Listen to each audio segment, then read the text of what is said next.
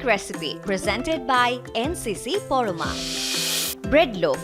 উপকরণ: পাউরুটি 5 থেকে 6 পিস, সেদ্ধ ডিম 2 থেকে 3 পিস, কালো গোলমরিচ গুঁড়া হাফ কাপ, পেঁয়াজ কুচি 2 টেবিল চামচ, চিজ হাফ কাপ, পুদিনা পাতা কুচি 1 চা চামচ, ব্রেড ক্রাম্ব 1 কাপ, লবণ স্বাদ মতো, তেল পরিমাণ মতো।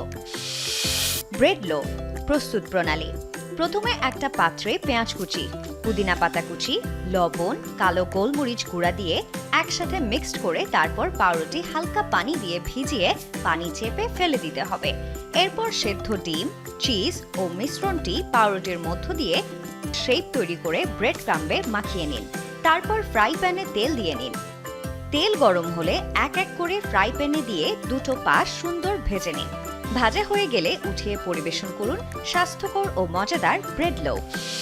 Quick recipe presented by NCC Parama. নারীদের অনলাইন ট্রানজ্যাকশন সহজ করতে মাল্টি কারেন্সি সেভিংস অফার ও 0 অ্যানুয়াল ফি নিয়ে এনসিসি পরমা প্রিপেড কার্ড।